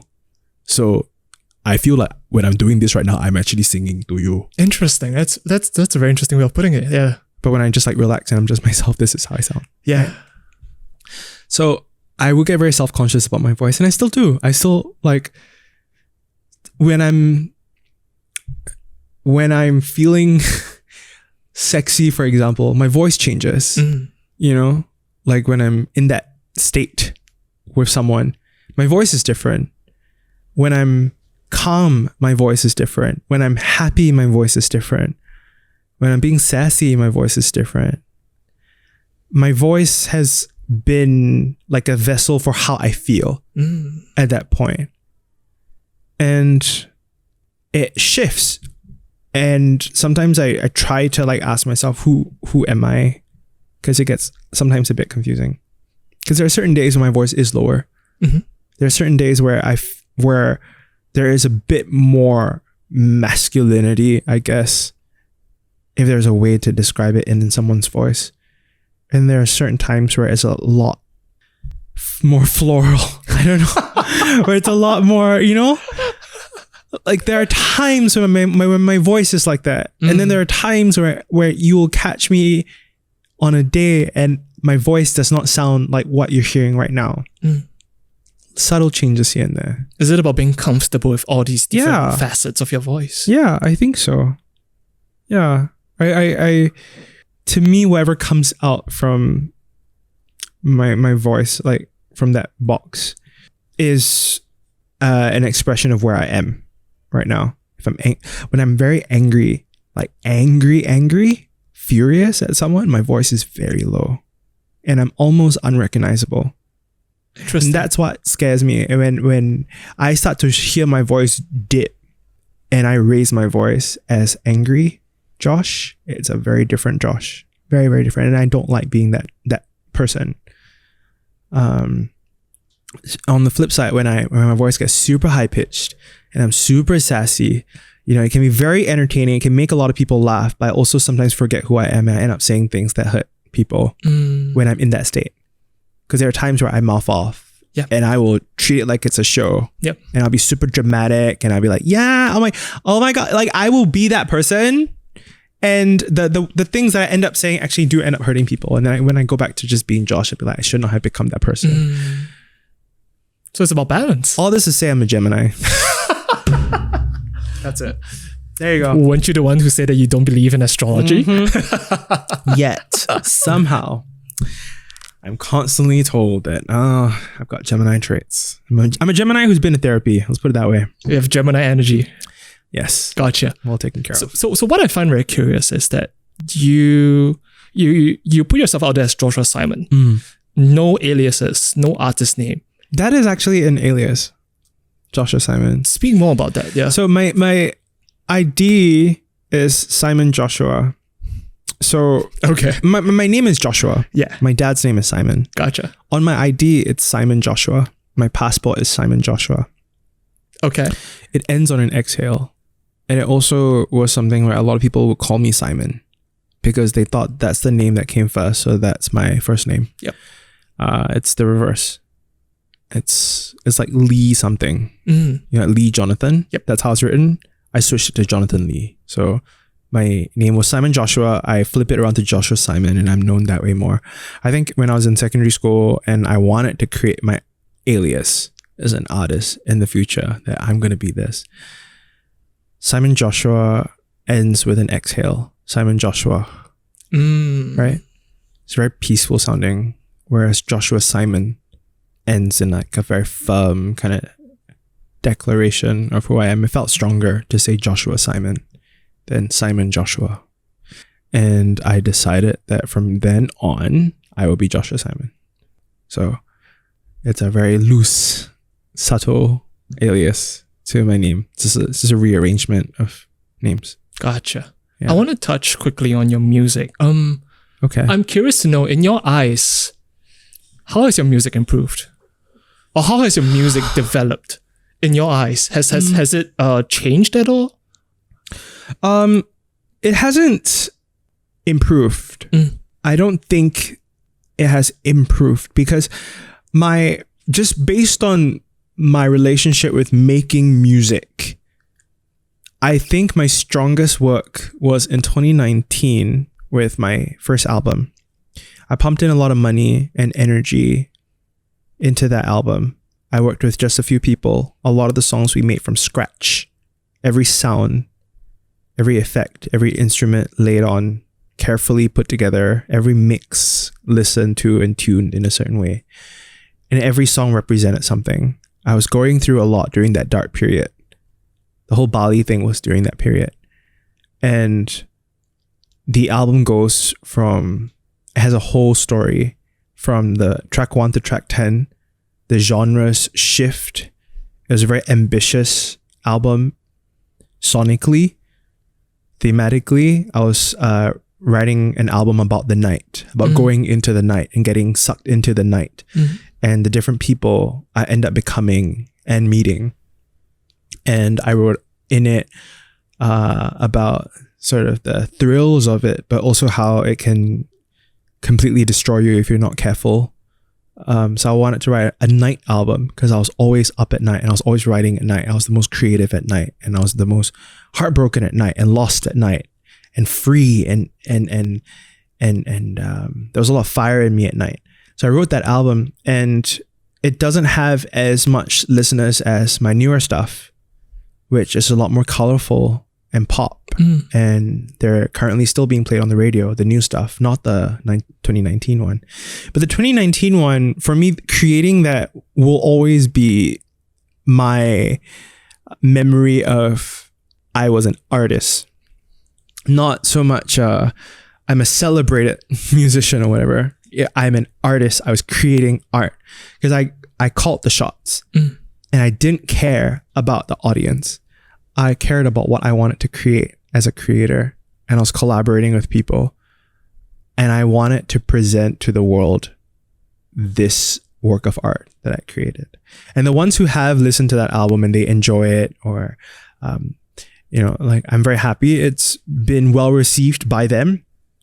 And then also then realizing that I also had to spend a lot of money to put this expensive hobby into practice, I realized, okay, if I'm going to do music again, and it's also kind of where I'm at right now, I want to do something that people can enjoy and listen to, that has, that I'm able to enjoy creating, but I'm also able to let go and understand that there are some incredible musicians out there that have that to carry this whole burden of like, what is art, what is the music I'm supposed to sell, and you're able to do that, go do that. You know, I'm gonna little old Singapore, where I kind of have been hitting the ceiling, where I've kind of realized that no matter how great your music is, it's always going to somehow be stuck in Singapore, unfortunately. I am just going to enjoy the music process and put something out there that people can dance to and enjoy, but also secretly have things in there that only I will know, right? Like, so for example, like All I Want to Do was a song that was the most colorful song. I think might still be the most colorful song I've ever put out. And it's like a dance heavy, diva sounding track where I'm larger than life. But I wrote it at a point where I was very anxiety ridden, and I was starting to get a relapse of suicidal thoughts again. And I was constantly saying, all I want to do is disappear. So I thought it would be kind of funny if I wrote like a really fun dance song and use that as the hook, and no one sees it. No one hears that I'm actually talking about suicide, but they are just enjoying the beat. So that's my amusement that I get from creating that song. And the song's played on the radio. So I feel happy that I was able to create that illusion. And a lot of people still sing along to it. Without knowing exactly what I'm singing about. And if you read the lyrics, it's very clear. And then We Are Done, which I released last year, that one is a continuation of All I Want to Do, where it's even more dance heavy, more Eurodance, and it's a song about just sort of reminding yourself that we're done. We're not directly to someone, but it was this, why am I freaking out over this? Why am I spending so much time obsessing over this one person or whatever? We're done. This is a conversation with myself where we cannot do this anymore. This is not healthy. I'm like, it's like a ABBA Chiquititas situation where I'm like consoling myself and taking care of myself, and we are done. We can't do this anymore. It's not healthy. So that is me. That's something that not many people will get when they listen to the song, but that's what it means to me. So if I can continue making music that is dressed a certain way, that can earn money, so I don't lose money by creating these songs, people can dance to it and have fun, and I feel like in some way I'm able to contribute to the pop landscape here in Singapore. But as a creator, I get to still have something in there that I know only I will understand. Then I feel like, okay, great, I've succeeded as a creator. Yeah, then I'm able to balance out, not just be one, like, this is my art that I puke out in front of you and therefore you must consume it. So yeah. I'm curious to know, what does music mean to you? Because I've spoken to several musicians before on the podcast, and I've heard answers from, it's expression, it's a form of therapy, or it's something I just practice, and it's a very internal piece of art. So I'm curious to know, what does music mean to you? Oh, it's like music for me begins from the bone, and then it's listened to from the skin. If that makes any sense. I just came up with that shit. No sense. Okay, so what I mean is, there are only a bunch of chords, there are only a bunch of notes, and there are only a bunch of things that we do end up singing about. I can tell you 100 million songs about heartbreak, about loss, about joy, about going to the club, you know? But then we dress it up, and we dress it up, and dress it up, and dress it up. And then it's experienced from the skin. You know, you layer all these things. And for me, that's been music for me, where a song can be about loneliness. Okay, I'll give you an example. So like, there's a song that I wrote from that album called Drive, where the original from the bone version of it is, I was in a car with my ex and I told my ex, we don't have to go to the airport or drop me off at the train station. We can just drive. I don't have to go back to Singapore. I don't have to, I can just drive with you. We can just drive and everything will be okay. We'll figure it out. And I could have as a creator, write a song just about that. But I dressed it up very vividly. I made it this cinematic piece where it's like 80s synth wave, and I tied it from my biblical roots to Sodom and Gomorrah, and the lyrics became "Don't look back," right? Because someone in that story looked back and turned into a pillar of salt. So don't look back. We'll never see their faces again. Just drive. You're born to be on the road with me. It's us against the world. So don't look back. We'll never see their faces again. Just drive. So that became the lyrics. And then the production became this movie, this 80s film where it's explosive. And then two people in a car, and it's Bonnie and Clyde meet Sodom and Gomorrah. So I dressed it up. So music is that for me. Music has always been exciting for me because it's a mixture of, yes, it comes from a very raw and real place, the bone, but then we dress it up and it becomes this fantasy. And that's why I love music. I love that, like, I love Michael Jackson's music, but Michael Jackson's music is not exactly the Michael Jackson in real life. And he's like this, you know? It's like, you don't see Michael going up to some girl and be like, hey, pretty babe. You know, like, he's not going to do that really. But the joy of, I feel for me, music is also the ability to create this fantasy and do so much more with it. Where if you trace it, you will find the real raw materials. But I think there's also a lot of joy of just having fun and not taking things too seriously and being able to create this very lavish, cinematic, dramatic world on top of that. Because a lot of the artists I love are like that. Björk is like that, you know? Michael Jackson's Madonna is like that. A lot of the people that I grew up listening to, Janet, a lot of them are like that. They took something, like Gaga, perfect example of that. Yeah. What has music taught you about yourself? Music has taught me... What has it actually taught me about myself? What has it illuminated about yourself? Because as I said, if I look back videos, you were singing, you were performing, you were on the guitar. Yeah, even up to now.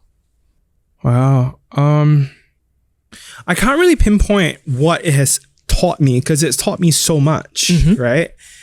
Because there's the creating music and then consuming music that teaches me different things. And then there's the feeling of, you know, like, what a song means to you, which has also taught me certain things. Music has been like an accompaniment to my life, right? I always have my headphones on. I've always been the guy with headphones on since I was a kid. It's helped me to process whatever I'm going through in life or escape from whatever I'm going through in life. And creating music has been like that as well. Process and also escaping. If we're talking about like the dressing up thing, that's kind of like that, right? It's escapism, I think. The life can be more than just what's in front of you. Beautiful. Yeah. As we wind down this conversation, I just have two more questions for you. I'm curious to know, has there been an opinion of yours growing up that you had to change? Has there been an opinion about myself? Has there been an opinion that you had to change? Wow. I think if we jog through this episode itself, there's so many examples of that, right? My belief of the world, my perception of who I am that I've had to change. I think the main thing is that I'm here to like make some big impact in the world. Because like all the names that I mentioned, they've made a huge impact. And they can quantify it in, I guess, pop culture history.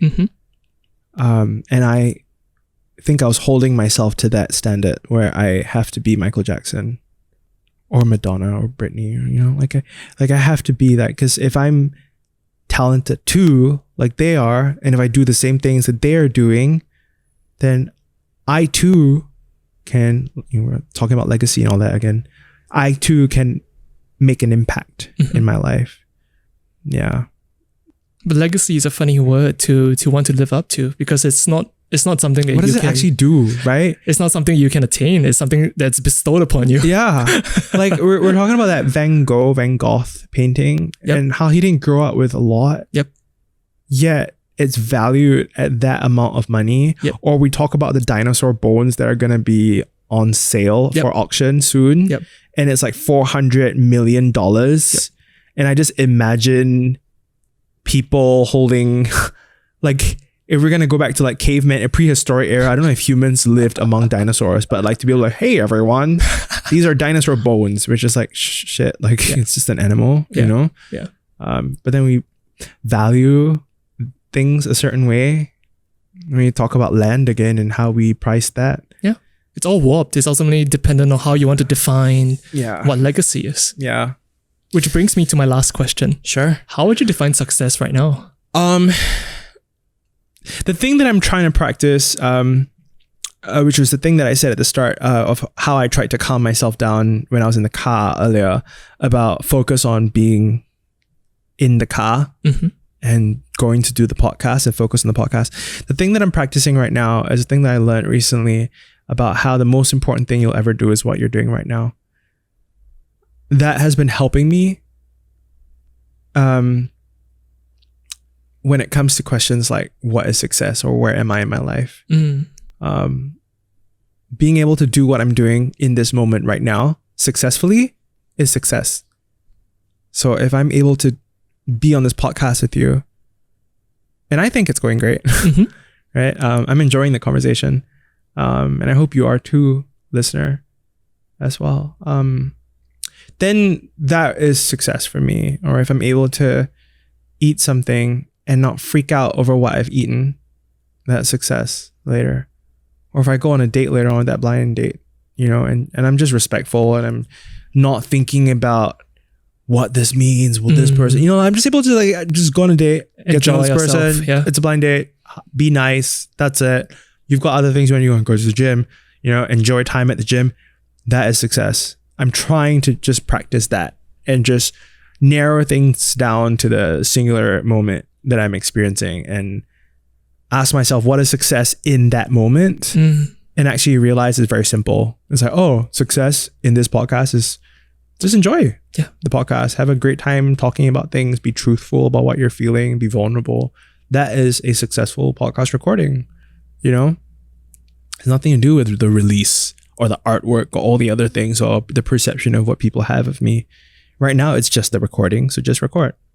Yeah. It's beautiful. Before we end, is there anything else you would like to talk about? If at any point you felt in this conversation that, gosh, this guy Josh sounds cute. He is single and you can DM him on Instagram. Very responsive. I'm half joking. By the way. It doesn't sound like you're joking. Is there a joking voice? Do I sound that desperate? You sound pretty truthful there. Shit. Not desperate, but truthful. Shit. Damn it, I'm 32 years old. All right. My friends are married. I have a lot to offer. I have CPF.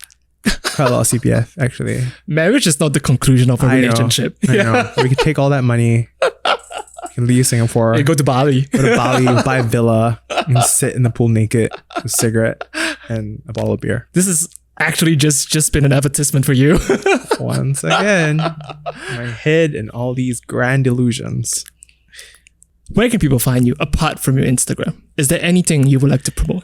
You can find me at Don Donkey. Okay. Often. Which outlet? Novena. Or at cold storage. I'm perpetually at supermarkets because of all the cooking that I'm enjoying. Yeah. I'm always cooking and I'm always like buying stuff at the grocery store. I'm loving the heck out of that. I live in that area right now, so I'm kind of always there. Like I come off like I'm an extrovert, but actually once I finish the radio show, I kind of just stay home. Like if it weren't for this recording, I would have just stayed in my neighborhood or stayed in my home and just remained there, just at the gym and swimming pool. Everything's like a stone's throw away. Yeah. I haven't been going out much, so I am trying to put myself out there a bit more. But yeah, I'm on Instagram mostly. I think that's it. I think that's the main social media platform that I regularly use. If you want to check out my music, it's on Spotify. My podcast is there as well. It's called The SG Boys. It's a podcast for anyone to listen to. We talk about loneliness in the queer community, going into the military as a queer person. We talked to some really cool celebrities on it as well, some allies of the community. We have Conan Gray, Mel C from the Spice Girls, some local stars as well, like Tanya Chua is on it. This has been a beautiful episode. Thank you for your time, Joshua. Oh, thank you. Thank you. I hope you enjoyed it. Thanks for listening. We hope you enjoyed the episode and feel inspired. If you enjoyed what you heard thus far, do give us a follow on Instagram. And don't forget to share and subscribe. Stay tuned for the next episode.